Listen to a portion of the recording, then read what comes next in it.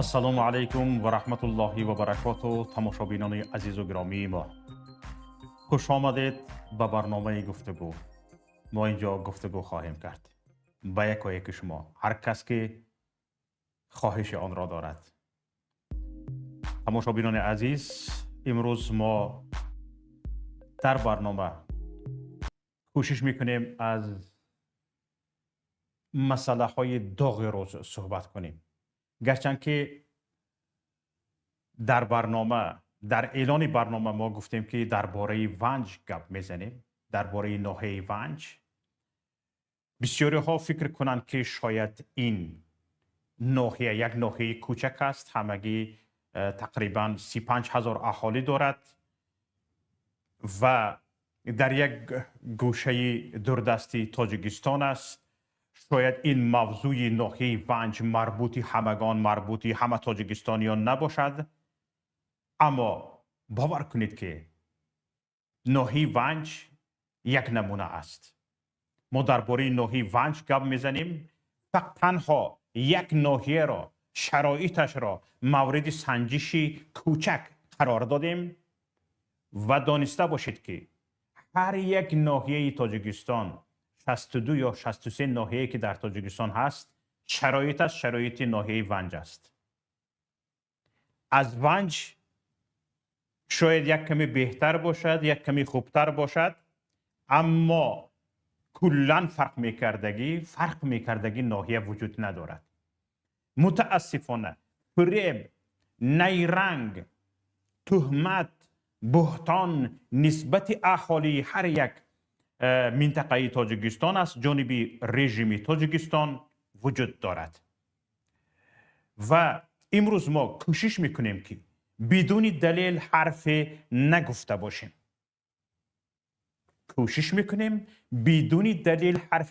باشیم.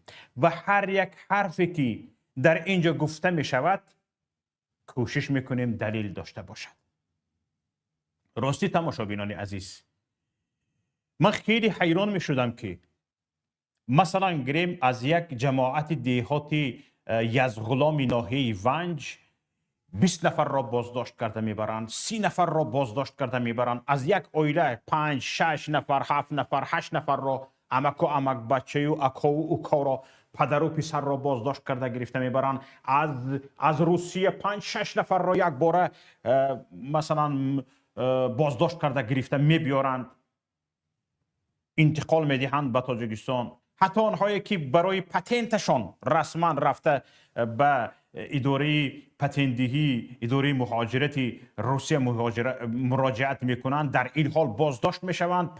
5 نفر و 6 نفر به تاجیکستان انتقال مییابند. به کجا؟ به مقامات امنیتی و یک باره پنجره زندان را رفته میگزند. چرا؟ گناهانشان چیست؟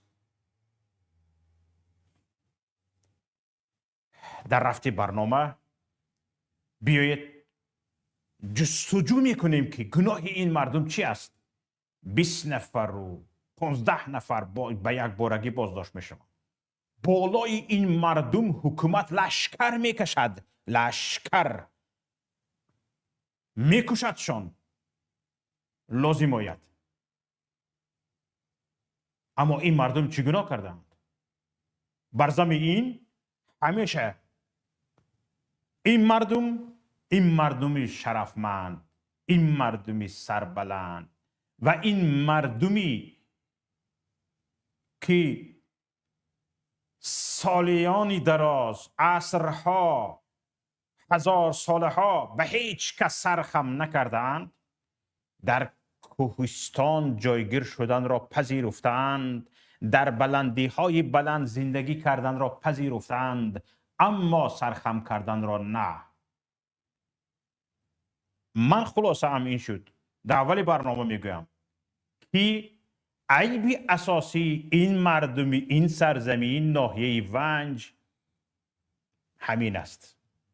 گناهشان سربلندیشان است، گناهشان سرخم نکردنشان است، گناهشان پایبوس نبودنشان است، گناهشان این است که از دستشان چاپلوسی نمی آید. همین است که اینها نزدیک به 30 سال رنج میکشند، نزدیک به 30 سال عذاب، نزدیک به 30 سال بالای اینها لشکر کشیده می شود. مادری بیچاره را گریان میکنند، از نزدش فرزندش را لطکوب کنان گرفته میبرند، به خانه هایشان زده می درآیند با اسلحه ها، با مسکپوش ها. اما آیا یگان منت یا یگان خدمت بالای این مردم حکومت جمهوری تاجیکستان دارد یا نه؟ راستی دیروز بود یا پریروز، اخترش پریروز یک مطلبی رو خواندم. من در این باره بعضی چیزها رو وقتی بیکار ماندم آهسته یعنی دلیل ها رو، مواد ها رو جمع میکنم و با همدیگریش قیاس میکنم. پریروز یک معلومات خواندم در شبکه اجتماعی فیسبوک. یک نفر با نام امید عثمان یک چیزی رو نوشته است که دیده می شود شخصی باسواد است، یعنی شخصی است که یا از سیستم معارف با خبر است یا در سیستم معارف کار کردگی است، یا اینکه عموما یک شخصی است که این مسئله را تحلیل میکند و در صفحه فیسبوکش نوشته است که مثلا گریم در ناحیه ونج 51 مکتب وجود دارد و این خیل مشکلی ها در ناحیه ونج وجود دارد. مثلا معلمای فنهای دقیق نمی رسد، به جای معلمان فنهای دقیق هر کس را یافته می برند و مثلا گریم درس می گوید و به فنهای انگلیسی معلم نمی رسد در ناحیه ونج. یک معلم به چند فن می تواند درس بگوید و همین خیلی مشکلی هایی که او ذکر کرده است. من گفتم یک بار واقعا همین آدم درست می گفته باشد، تا این حد واهمه هم نبوده در عصر 21. یعنی به ذهنم نگنجید چیزهایی که یک نفر گفته است. میبینی مثل اهل سواد نوشته است، حتی بعضی معلومات های از هوش مصنوعی گرفته نوشته است. معلوم است یعنی هنری جستجو از هوش مصنوعی، معلومات از هوش مصنوعی هم دارد. یعنی یک شخص کوچکی نیست. برای من این مرا وادار کرد چیکار کنم یک کمتر این مسئله رو پیگیری کنم. بعد وارد شدم بگجا، یعنی در جستار درباره ناحیه ونج جستجو کردم. مثلا گریم پایگاه تبلیغاتی رژیم، یعنی خاور، سایت خاور این گفته های برادر رو رد میکند و هنوز مثلا در سال 2010 به همین معلومات اهمیت دهید. هنوز در سال 2010 سایت خاور می نویسد که در ناحیه ونج 50 مکتب فعالیت دارد. در ناحیه ونج 50 مکتب فعالیت دارد. حالا سرلوحه بالاخانه داره خونید، نصفی مبلغ بودجه بهر معارف صرف می شود. همین خیلی جه گفته شده است 50 مکتب فعالیت دارد که بینای اکثری این مکتب ها در دوران استقلالیت بنیاد گردیدند. علاقه دعواهای این امید عثمان را این رد میکند، میگوید که در سالهای آخر باشد، این گپ را سال 2010 گفتگی است، در سالهای آخر باشد هر سال 3-4 مکتب مورد استفاده خوانندگان قرار میگیرد.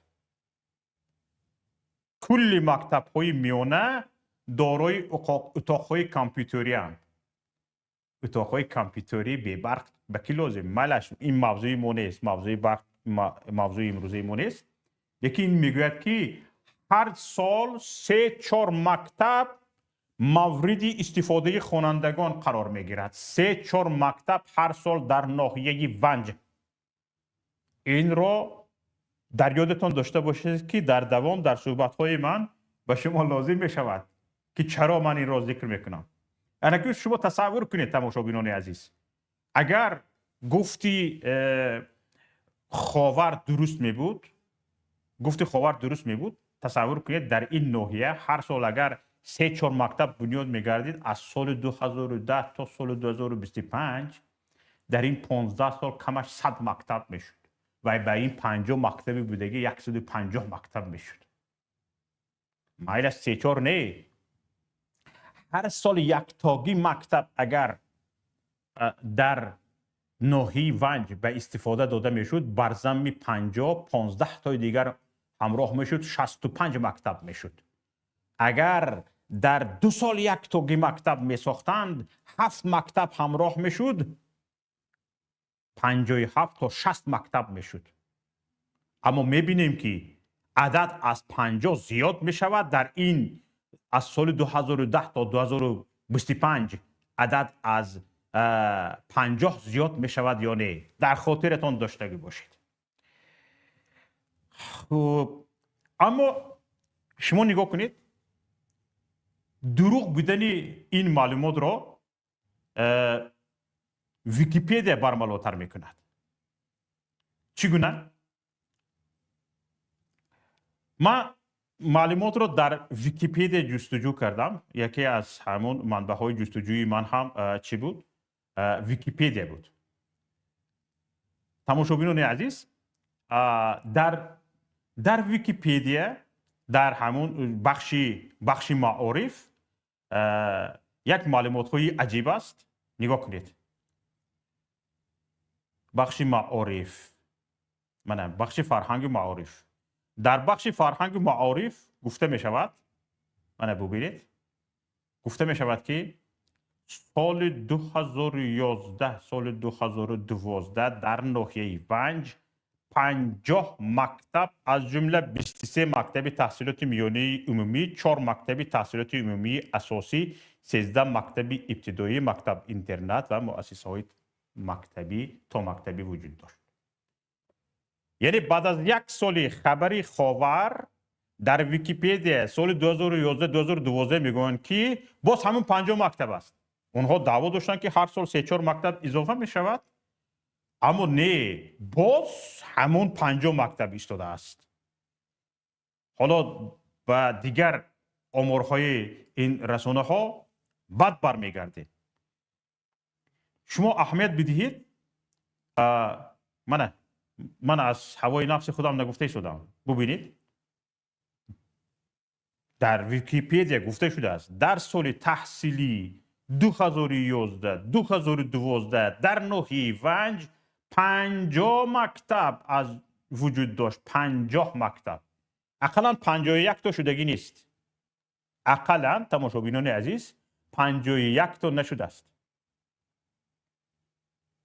ببینید وضعیت را دروغ را ببینید نیرنگ را ببینید در چه حال هستند اینها. خودشان دروغ میگویند خودشان. و به همین ویکیپدیا معلومات را کی جایگیر کرده است؟ آمار از حکومت است. آمار از اداره آمار است یا از اداره معارف است. از شعبه معارفی ناحیه ونج است. از وزارت معارف است. از کجای نباشد از مقامات دولتی است. معلوماتی که به ویکیپدیا درباره معارفی ناحیه وارد کرده است. نباشد برای کی لازم است این چیزها؟ خودشان میگویند. خاور میگوید 50 مکتب وجود دارد در سال 2010 و میگوید که هر سال 3-4 مکتبی نو ما با ساخته به استفاده داده ایستادیم. باز در سال تحصیلی 2011-2012 مکتب 50 تا باقی مانده است. 50 عدد باقی ماندگی است. این بعد از 2 سالی همون چیزی که خاور نشر کردگی است. اکو شما نگاه کنید تماشابینان عزیز.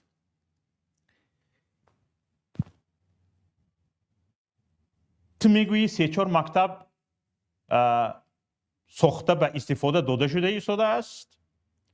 بعد از 2 سالش باز همون تعداد باقی مانده است.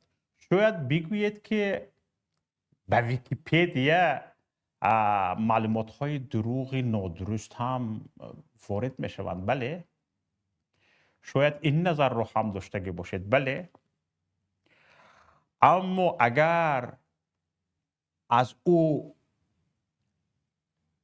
با دلیل تر گپ زدیم چه خیلی می شود؟ فرض کردیم معلومات را بدتر و بدتر بعد از چند سال است، بعد از 5-6 سالی معلومات خاور از سایت پرزیدنت یابیم، چی میگویید شما؟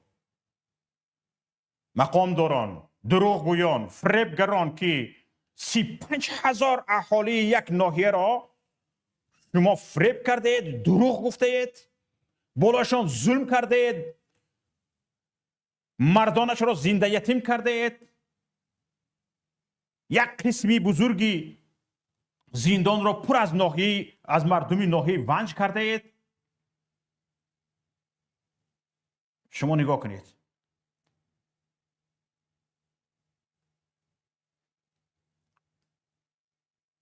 به این معلومات نگاه کنید. مرحمت، سایت پرزیدنت جمهوری تاجیکستان.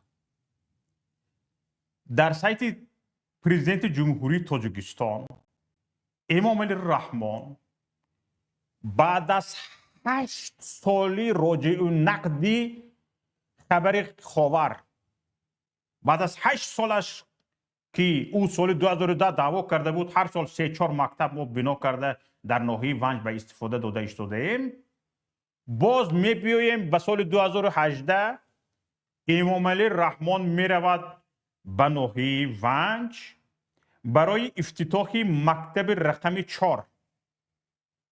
می رود به ناحیه ونج برای افتتاح مکتب رقم 4 سنه 11 سپتامبر سال 2018. در هنگامی برآمد کردنش میگوید که در ناحیه ونج 50 مؤسسه تحصیلات میانه عمومی فعالیت دارند. 8 سال بعد پرزیدنت امام علی رحمان اقرار می شود که خاور دروغ میگوید، یگان مکتب در این مدت این 8 سال ساخته به استفاده داده شدگی نیست. 8 سال بعد، فهمیده ایستادید؟ 8 سال بعد باز هم یگان رقم دیگر نشده است، باز همون 50 عدد باقی ماندگی است. نگاه کنید تماشا بینون عزیز.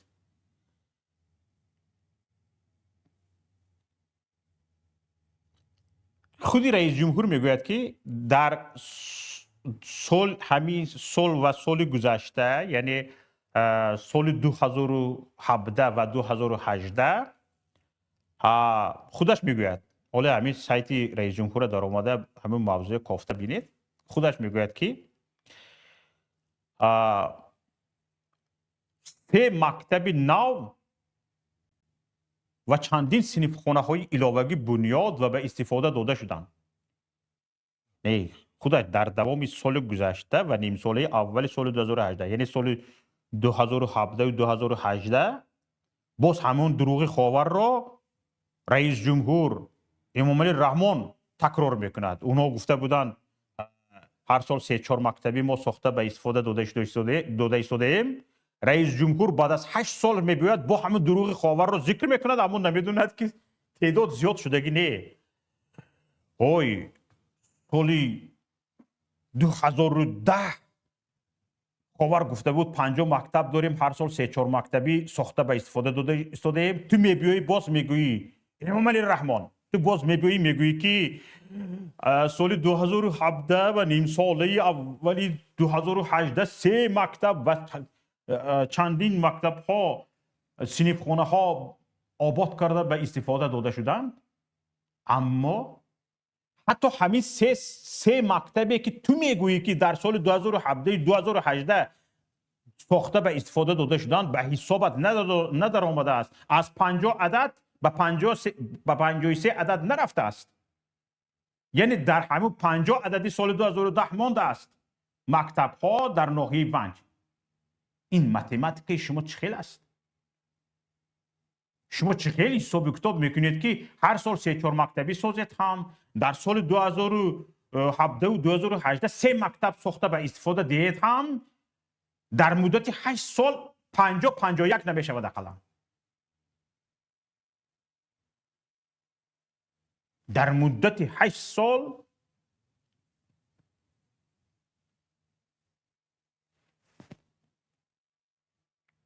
دیگه نشده است.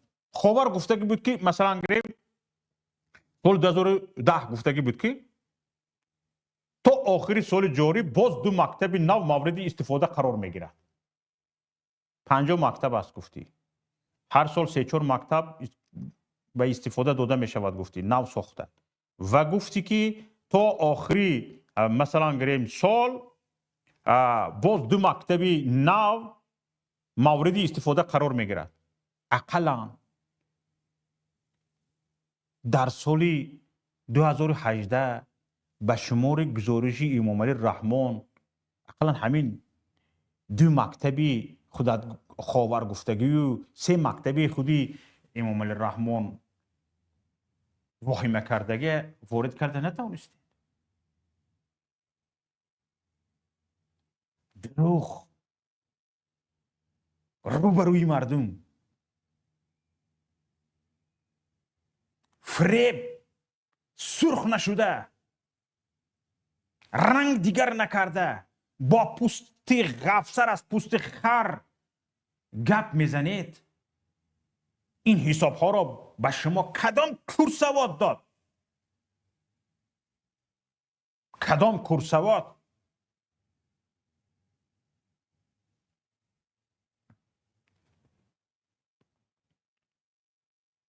شما نگاه کنید نکن.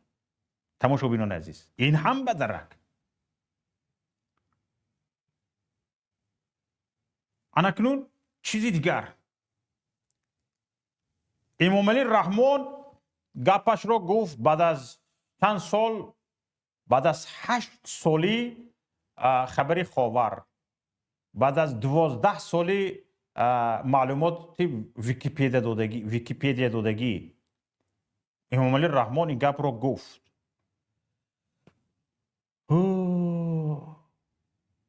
اکنون ما یک معلومات دیگر پیشکش شما میکنیم. تماشاگران عزیز، بیایید خودتان قضاوت کنید. نگوید که شوکت محمد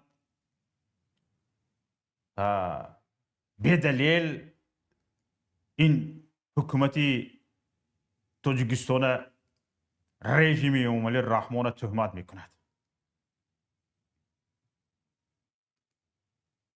نه دوستان عزیز، یگان تهمت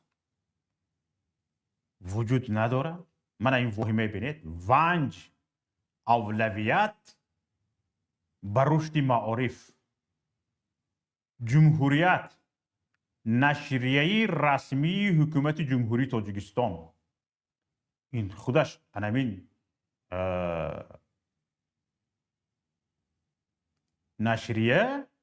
نشریه رسمی حکومت جمهوری تاجیکستان است. تماشاگران عزیز، نگاه کنید. اکنون نشریه رسمی جمهوری تاجیکستان، نشریه جمهوریت چی میگوید؟ 18 مارت سال 2024 شهر دوشنبه نشریه جمهوریت میگوید که در ناحیه یعنی در ناحیه کجا؟ در ناحیه ونج. در ناحیه کجا؟ در ناحیه ونج. در ناحیه 51 تا مؤسسه تحصیلات میانه عمومی و 2 عدد باغچه کودکانه فعالیت دارد.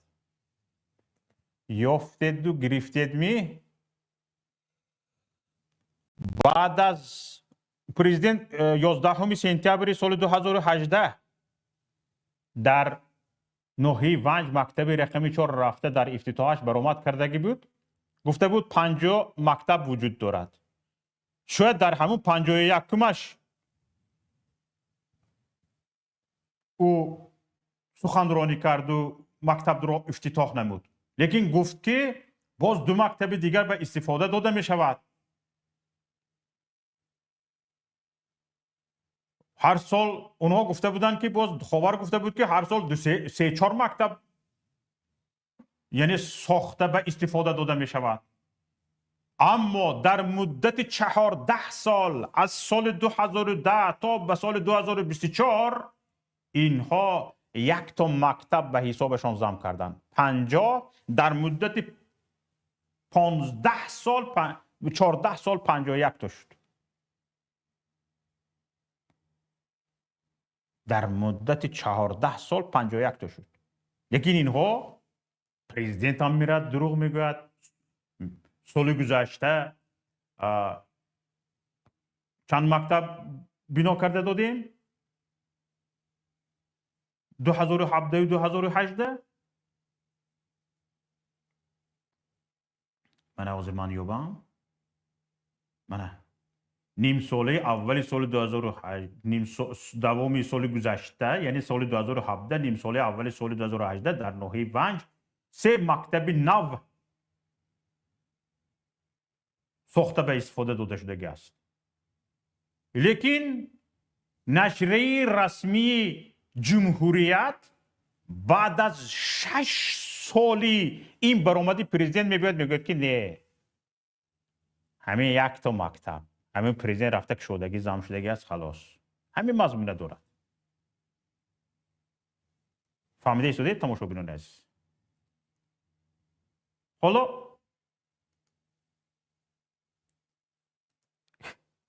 گپ کار با این دروغ ها تمام نمی شود تماشاگران عزیز. فقط تنها دروغ همین دروغ نیست. میدونید در 1 سال کم صدها معلم گم شدگی است در ناحیه ونج. صدها معلم تعدادش گم شدگی است. از 7000 و چند تا به 5500 تعداد یعنی خواننده فرامده می رود. از 928 عدد 928 نفر معلم هایم به مثلا گریم 600 نفر 550 نفر همین خیلی فرامده می روند به 700 نفر همین خیلی. در مابین تقریبا 200 معلم نیست. تقریبا 1500 خواننده گم در این مابین از روی حساب خودشون. بیاید به این مثلا وارد بشویم یک تا به یک. بیاید وارد بشویم. خوب نگاه کنید. چیزی عجایب. خیلی چیزی عجایب. نگاه کنید. ببینید. میگوید که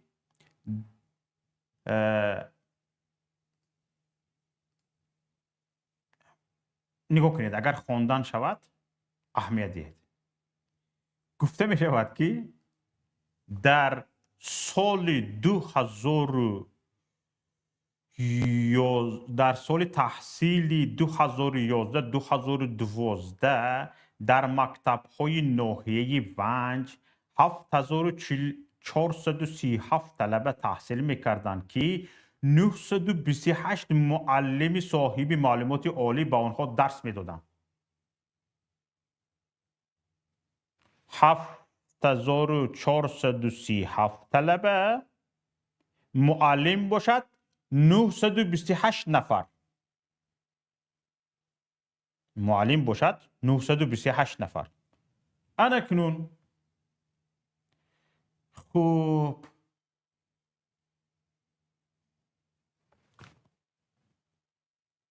در یادتون داشته باشید که این 928 نفر معلم هم کم شده می رود. نفوذ اهالی مثلا گریم نفوذ اهالی زیاد می شود. مثلا گریم در سال 2010 اگر یک کمتر بیشتر تگی 8 میلیون بوده باشه مگر 7 میلیون و 900 هزار میخیل ما در سال مثلا 2024 علاقه 10 میلیون به رسیدگی هستیم. نفوذ آخری زیاد شدگی است. در ناحیه ونج معلم کم شدگی است، طلبه کم شدگی است. نفوذ آخری زیاد شود، طلبه هم در مکتب زیاد می شود. اگر طلبه زیاد نشود، شما مکتب ها رو هر سال 3-4 تاگی برای کی می پوشیدید؟ مثلا گریم مکتب نو پوشیدن مضمونش این است که نفوذ اهالی زیاد شده ایستاده است، طلبه زیاد شده ایستاده است. بله، اما در ناحیه ونج امورها رو ما میبینیم که با جای طلبه زیاد شدن طلبه کم می شود، با جای معلم زیاد شدن معلم کم می شود. اما اینها دوام میکنن که هر سال 3-4 تاگه مکتب پوشیده ایستادیم. پرزیدنت میراد میگوید که سال گذشته فلان قدر مکتب پوشیدیم، با فلان قدر دیگر مکتب پوشیده به استفاده داده می شود. گفتم میگرن اینها.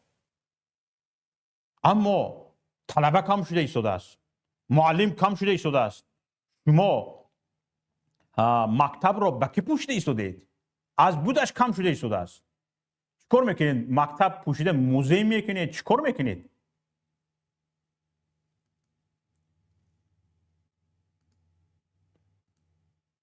نگاه کنید. میریم به خودی معلوماتی. حالا اینجا دیدید زیاده از 7,928 معلم انکنون به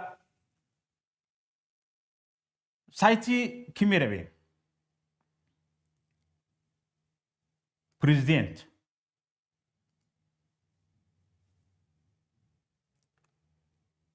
میگوید که در ناحیه امروز در ناحیه ونج، من نگاه کنید، بگذار نگوید که شوکت محمد از خودش گپ زده ایستاده است. رئیس جمهور میگوید که امروز در ناحیه ونج 5 مؤسسه تحصیلاتی میانه عمومی فعالیت دارند که در آنها بیش از 5700 نفر خوانندگان تحصیل میکنند. فهمیدید؟ چقدر کم شد؟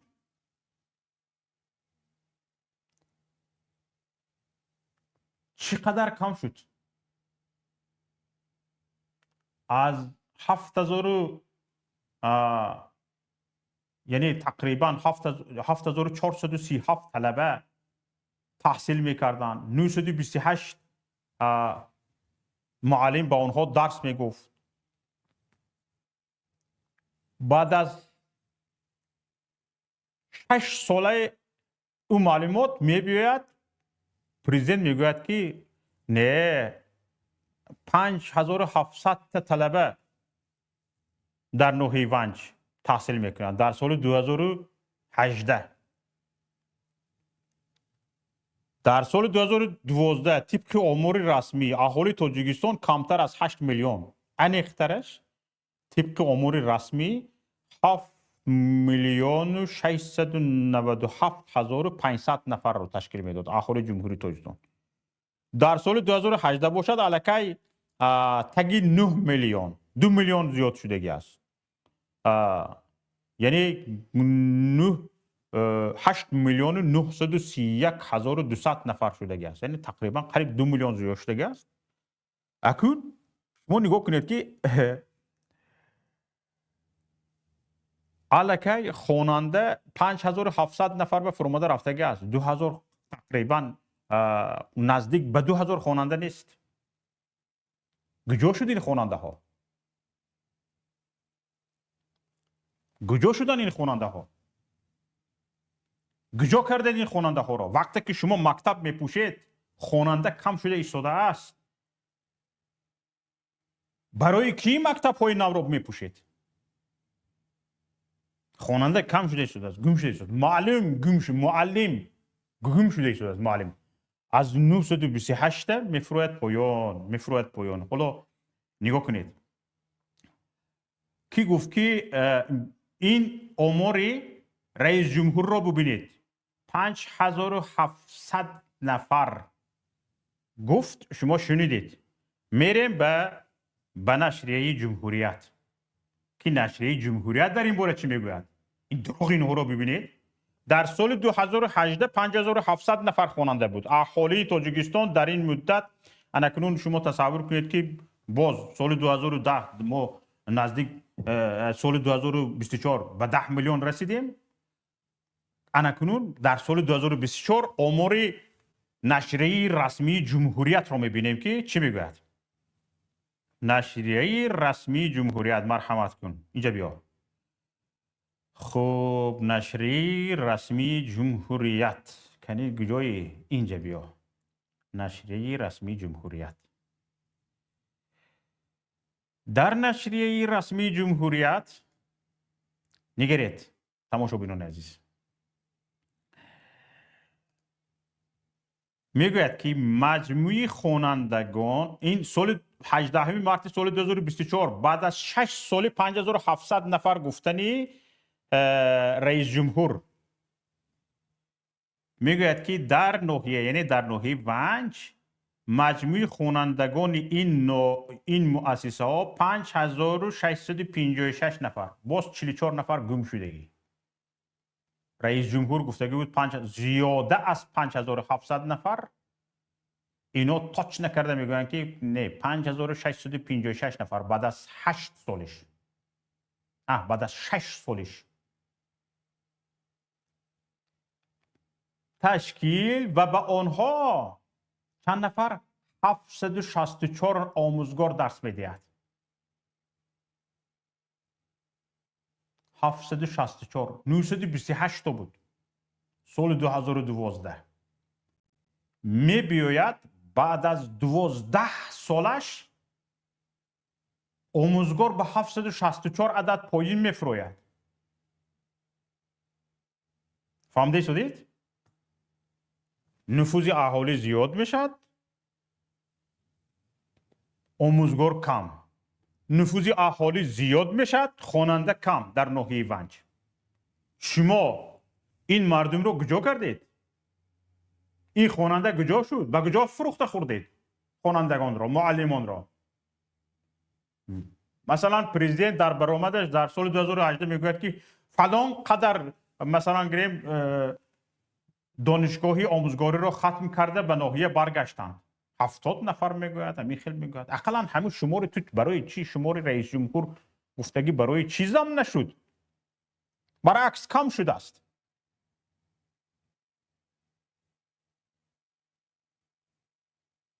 برای چی؟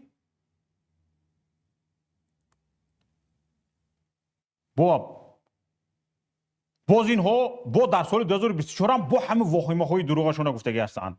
از طرف دیرکسی ساختمان انشاءاتی حکومتی دستگاهی اجرایی پرزیدنت جمهوری تاجیکستان کارهای لایحه‌کشی ساختمان بینای مؤسسه های رقم 8 رقم 16 رقم 27 رقم 32 متناسباً در دهه های ون باوید ستارک سید به انجام رسیده است.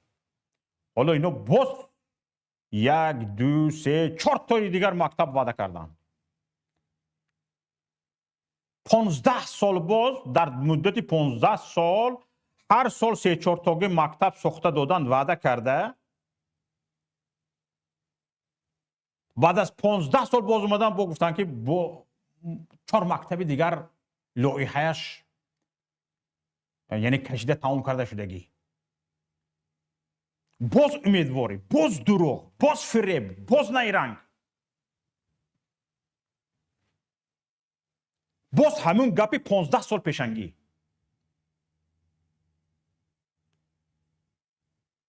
یعنی شما نگاه کنید، از حکومت جمهوری تاجیکستان میپرسید، از امام علی رحمان، وزیر معارف، شعبه معارف ناحیه ونج میپرسیم که انیقش یک بار معلوم کنید که در این 15 سال یگان مکتب به استفاده داده شد یا نه؟ اگر به استفاده داده شده باشد چرا در حساب رئیس جمهور وارد نشده است؟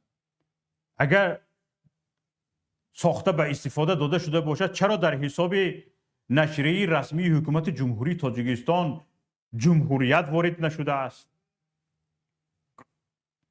چیکار کردید؟ چرا خواننده کم شد؟ نوابسته از آن که نفوذ اهالی جمهوری تاجیکستان زیاد شده است. همین ثابت میکند که در تاجیکستان نفوذ اهالی نیست.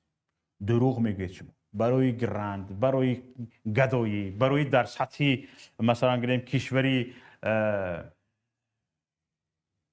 حقدار به گرفتن صدقه نگاه داشتن تاجیکستان، برای بسری اهالی گرفتن مثلا گریم گرانت های بین المللی شما نفوذ اهالی را زیاد میدهید. لیکن در اینجا سیر شما را آمارهای خودتان فاش میکند. وگرنه این خوانندگان معلمان که در این مدتی گفتگی ما در این مدت 15 سال کم شده اند، گم شده اند، کجا شدند؟ سربگریز کردید؟ شما فقط با تروریست و اکستریمیست سر کار داشتید که، لیکن معلم هم کم شده است، طلبه مکتب هم کم شده است. شما چیکار میکنید که یا طلبه های مکتب هم تروریست بودند و اکستریمیست بودند برده زدیدشان، یا این 100 فلان قدر معلم کم شدگی هم تروریستی اکستریمیست بود، همش پشت پنجره زندان کردید. چیکار کردید؟ این کسایی که دانشگاه و دانشکده و آموزشگاهی های پداگوژی آموزگاری ختم کرده ایستادن، کجا شده ایستادن؟ کجا رفته ایستادن؟ در یک کشوری ترقی کرده بهشت روی زمین، اینجا رو پرتافته آموزگاری خوانده، آموزگاری نکرده، کجا رفته ایستادند؟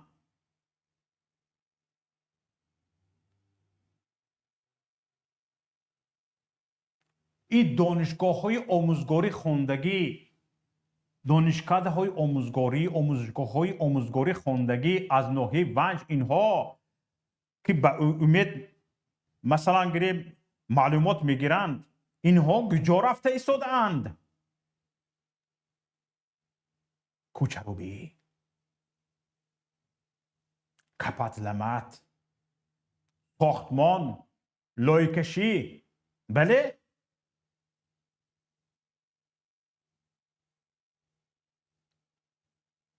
یا اینکه سری بلندشان به تبتون نفارید، بردید پشت 1000 تهمت رو بالای کلهشان بر کردید، پشت پنجره زندان کردید. مایلین هم بدرد اون نابالغ ها تا 18 سالگی در تاجیکستان طبق قانون مسئولیت پدر و مادر در تعلیم تربیت فرزند تا یک نفر 18 ساله نشود حکمش حکم کودک است، کودک حسابیده می شود طبق قانون. این کودک ها رو کجا کردید؟ کودک فروشی کردید؟ چیکار کردید؟ یا یک تک برده دل جگرش رو کنده فروختید؟ کجا شدن این کودکان؟ این رو میگویند ترور در سطح دولت.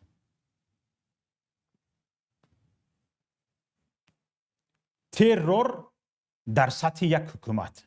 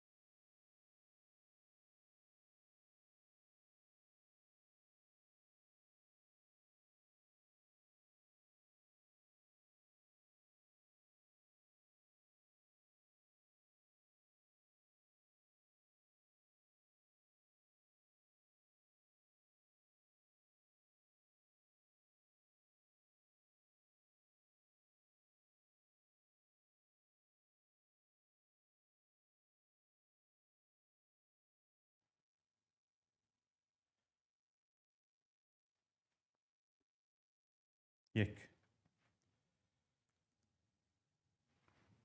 عذری بیادت تماشاگران گرامی، اینترنت نابود شد و امیدوارم که شما صدای مرا میشنوید. اگر کسی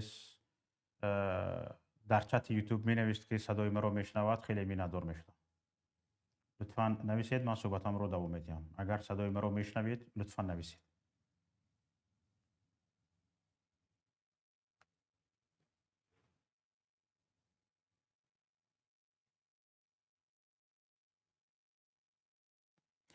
گفتن که صدا وجود دارد.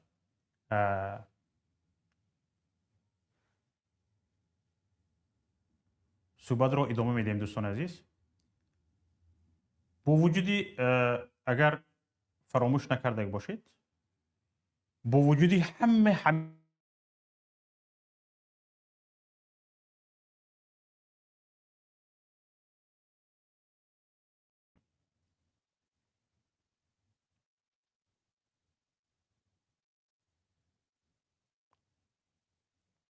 با وجودی همه همین ظلم، با وجودی همین ستم، با وجودی همین فریب و نیرنگ، اینها میروند مردمی بیچاره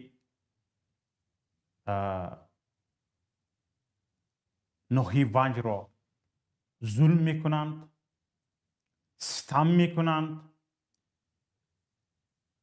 اونها را ربوده از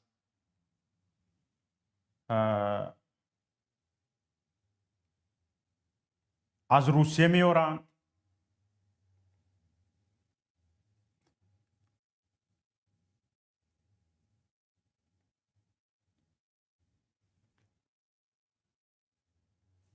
فرزندانشون را زنده یتیم میکنند، با آنها حق نمیدهند که سرشون را برداشته گپ زنند. در این حالت وجود دارد. یعنی اهل نوحه ونج، جماعت دیهاتی یزغلام، همین نوحه ونج مثل یک جماعت دیهاتی پانغاز، مثلا گریم زادگاهی من بر این اهالی داشته است، تقریبا 35,000. همین اطراف همین یک کمتر بیشتر یا کمتر جماعت دیهاتی پانغاز اهالی دارد. نزدیک 5,000 است. همین خیل جماعت دیهاتی یزغلام اهالی داشته است، مثل یک دهچه من، یک جماعت دیهات. شما تصور کنید که از یک دهه 5,000 نفره، اینها هر سال 10 نفر، 20 نفر، 30 نفره بازداشت میکنن. بعضیش برده 20 سال میزنن، 23 سال میزنن، 27 سال برده ترمه میکنن. یگان تش گناهش ثابت کردگی نیستن. حکومت بغیر از همون که همون توده شده میرن، رنگی همون یعنی توده گاوبرین میرن، درش میزنن، دیوالش میزنن، بیچاره شکمغراش و سرغراش و پاچخراش کرده گرفته میبرن، همون رو بعضیش نشون میتین. تمام نه محاکمه سودی نشان داده میشود، نه آنها چی گفتند و مقامات سودی در مرافعه سودی چی پرسید. یک کس میبیند، نه یک روزنامه‌نگار به مرافعه سودی راه مییابد، نه یک سازمان بین المللی به مرافعه سودی راه مییابد. تمام با همین احوال اینها حکومت داری دارند، اینها حکومت داری میکنند با همین احوال.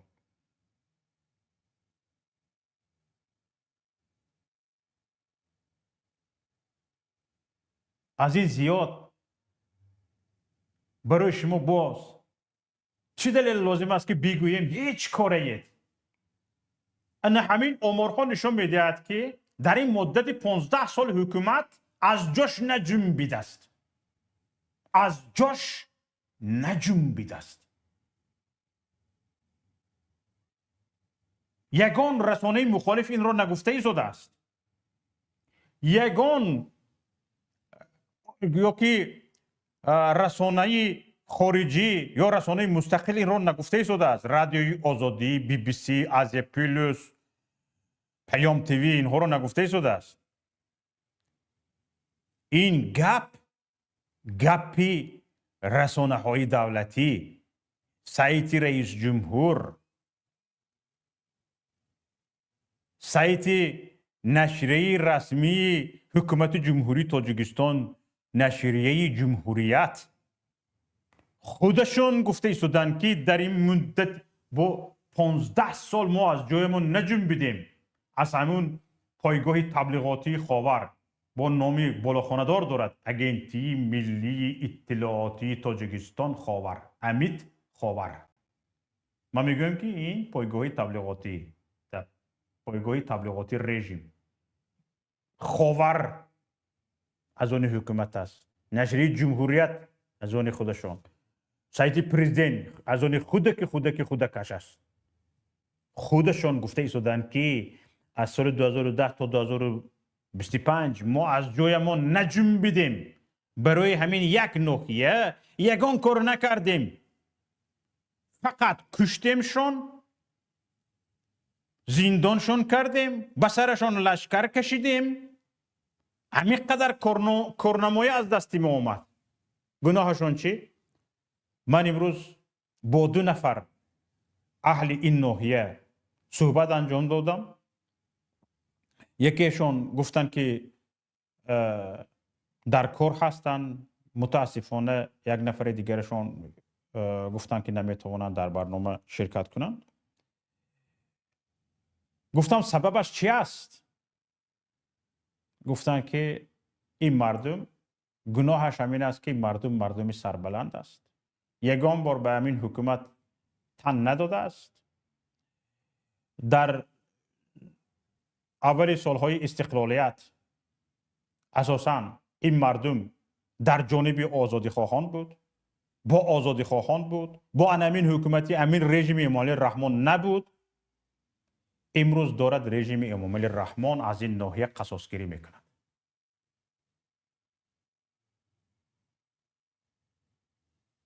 یعنی رئیس جمهور یک کشور، حکومت یک کشور از شهروندانش قصاص میگیرد. چی خیلی میفهمیم این رو؟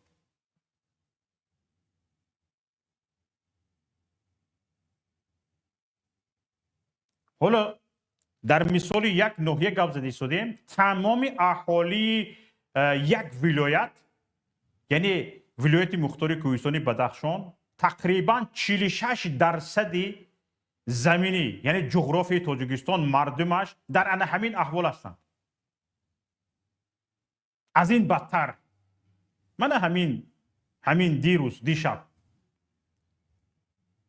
اصلان گلوبوف، جوان 35 ساله از شهر خاروق که به زندان ابد محکوم شده بود، در زندان جان داد. 35 ساله بچه.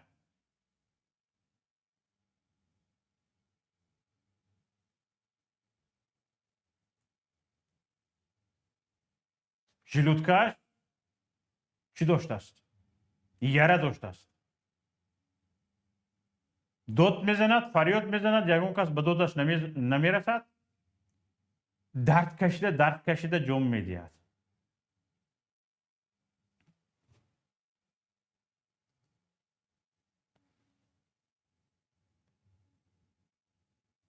درد کشیده جان میدهد.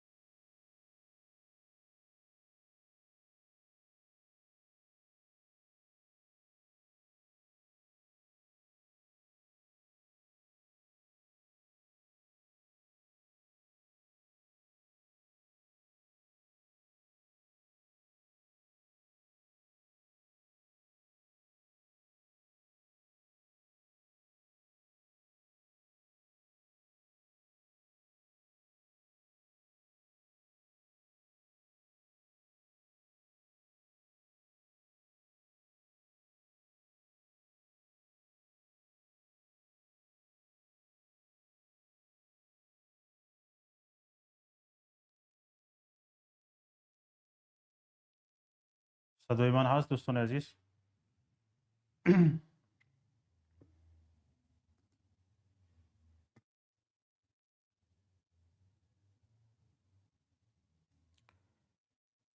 امیدوارم که صدای من رو میشنوید و برنامه رو ادامه میدیم.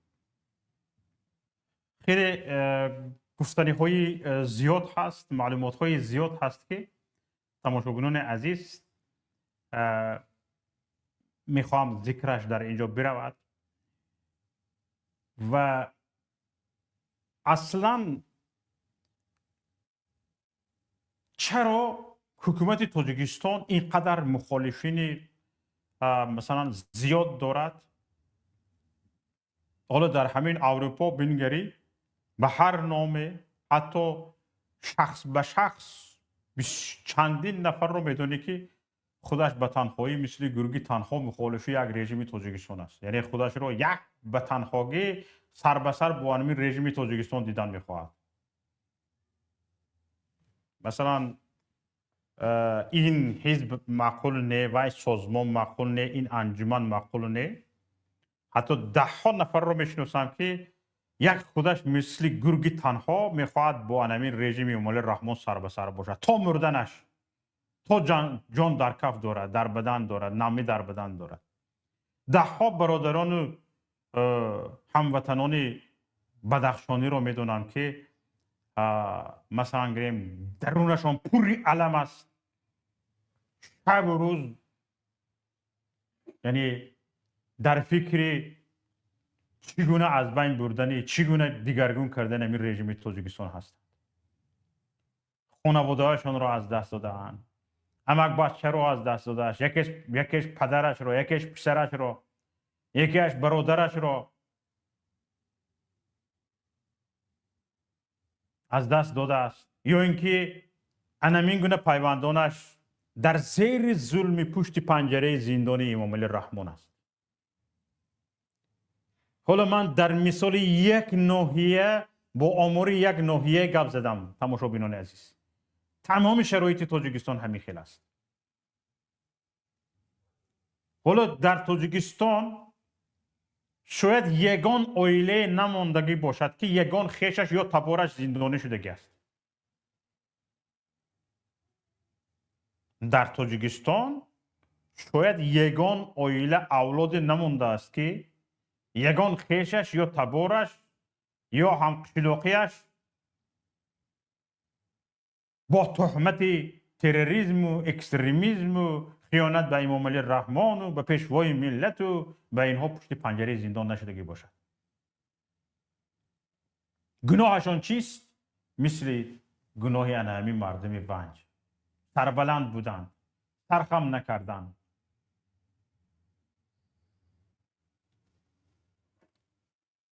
وقتی که شما نفر به نفر، گروه به گروه علیه خودتان دشمن پیدا میکنید و مردم را مجبور میکنید که سازمان شوند، گروه شوند، متحد شوند و به سازمان های بین المللی مراجعت کنند، به سود بین المللی مراجعت کنند، در حکومت های کشورهای اروپایی را بکوبند، ملاقات ها در سطح های بلند انجام بدهند و این حکومت های اروپا را مجبور کنند که آنها را بپذیرند و گپشان را گوش کنند. یک روز تاثیر نمی کند، به خودتون بیایید. 2 روز تاثیر نمی کند. این حکومت ها یک روز میگوید که منفعت داریم، مناسبت ها داریم، مثلا گریم مناسبت های دیپلماتی داریم، این داریم، آن رو داریم. یک روز ننگشان بالا بگیرد، چپه میشوید. تو عقلتون میدروید که چپه میشوید. باور کنید واقعا مخالفان تاجیک، مخالفان سیاسی این حکومت تاجیکستان تجربه های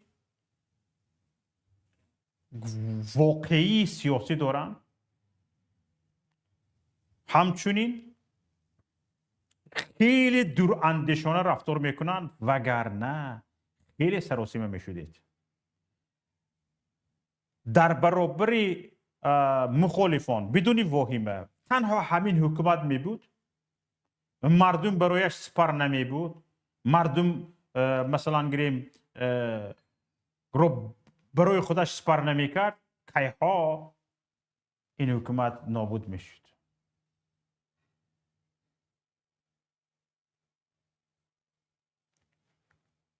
مردم گفته شده است. حالا ببینید چرا علیه حزب نهضت اسلامی تاجیکستان امروز صداها بلند است؟ برای آنکه به نظر من مردم تو به حال حاضران یگانه امیدش به یگان حزب، به یگان سازمان، به یگان چیزی دیگر نیست، از همه امید زیادترش به حزب نهضت اسلامی تاجیکستان است. و مردم بر این است همه اون چیزهایی که به طور آسایشته کرده میشد گذشت، باید نهضت کارهای دیگر روی دست بگیرد. گپی نهضت حکومت تاجیکستان نمیفهمد. مردم این رو انتظار است. سر و صدای مردم هم برای همین هست.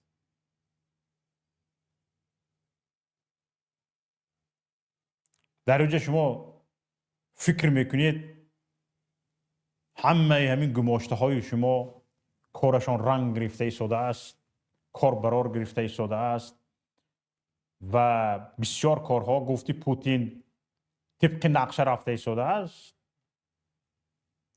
اما دانسته باشید یک نظرهای مردم رو هم در شبکه‌های اجتماعی پیگیری کنید که مردم چی میخواهد. مردم پوست شما رو کندن میخواهد، زنده به زنده، بدون یک آگاهی سیاسی، بدون یک آینده بینی، بدون یک دوراندیشی. اگر کسانی که در سیاست هستند، در مخالفت هستند، کار نکردند و به انمی ریاکسی مردم نگاه کرده کار کردن، دونید مردمی تشنه به خون شما شدگی خیلی تعدادش زیاد شدگی است.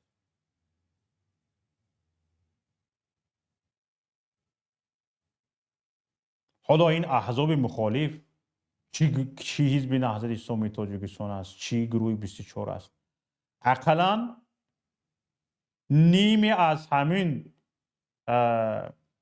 اگریسیوی به میان آمده ای مردم رو خانه کرده نشده کن. اقلا نیمش رو اگریسیوی که امروز در مردم به میان آمده است. شما فکر میکنید برادرش رو برده مخم میکنید، بچه اش رو، فرزندش رو برده مخم میکنید،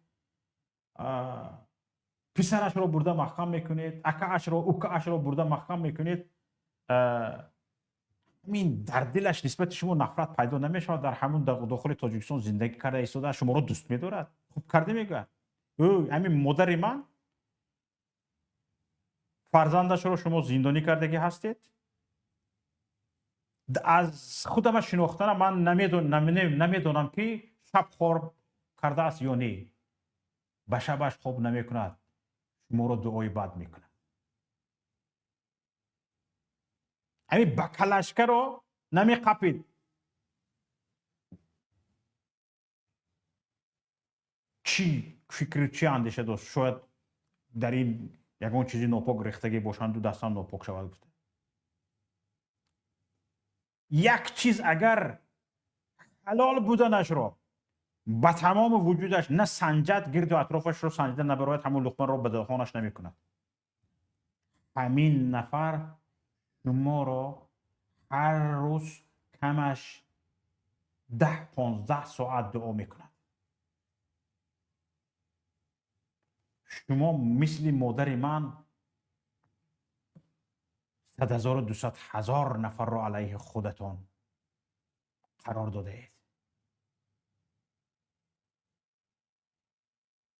100,200 نفر، میلیون ها نفر را علیه خودتان قرار داده اید. حالا این جوان ها یک سو دعا سلاح مؤمن است. دعا سلاح مؤمن است.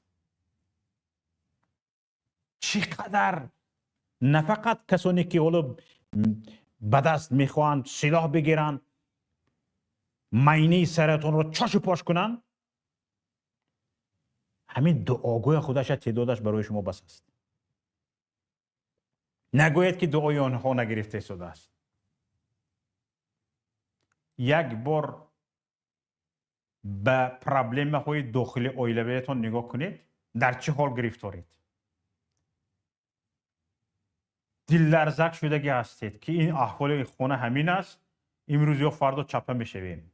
همه واهمتون در بیرون است.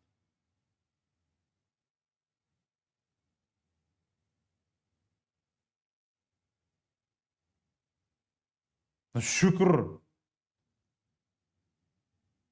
باید کنید که مردم تاجیک اینقدر دوراندیشانه رفتار میکنند،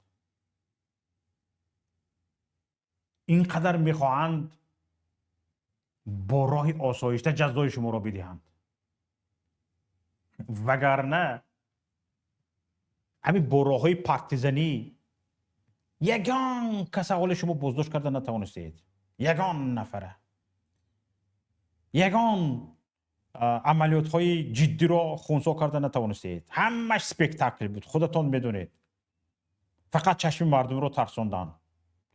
لیکن کسانی که به سر این کار آمادگی هستند از بلای هم نمی هراسند، از جانشون گذشتگی هستند، برای جان دادن می روند. شما همین رو نهایت درک کنید. هیچ یگان خیلی شما تهدید شما نیستین. واقعیت کار است، واقعیت حال است. مردم ونج رو رها کنید. مانید مکتبشان رو خودشان پوشن.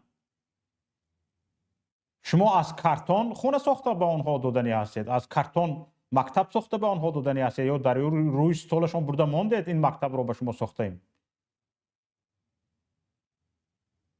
یا خوانندگان رو هم از زوچه ساخته برده ماندید. نتوانستید در این مدتی 30 سال نتوانستید مانید همین مردم ونج خودش از پی زندگی شود. همه فعالهاش رو برده زندان کردید.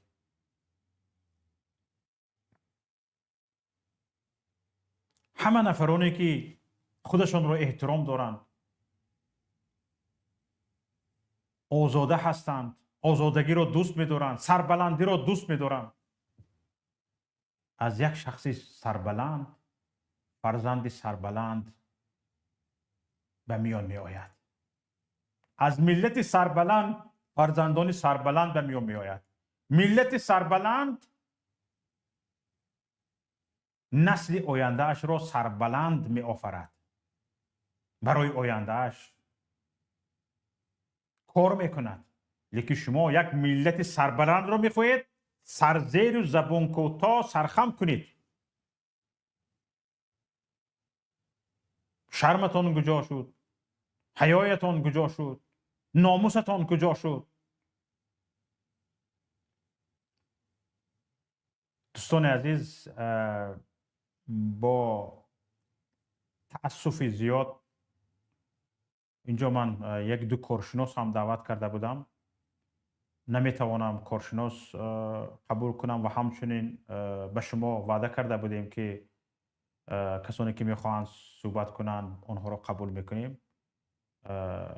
با سبب مشکلی تکنیکی نمیدونم از کجا سر زد. حالا انیخش برایم همین است که اینترنت سستی کرده ایستاده است، اما اینترنت هم بلندترین سرعت رو دارد. شاید یک مشکل دیگر پیش اومده است، اما برایم انیق نیست. از یکایی که شما معذرت میخواهم و امیدوارم که آهسته این کمبودی ها رو برطرف میکنیم و حتما زود واخورده میستیم انشالله. چند گفتنی های دیگر داشتم و اینجا پیش رویم قدر معلومات ها رو آورده ماندگی بدم. لیکن متاسفانه به سبب تکنیکی نمیتونم ذکرش رود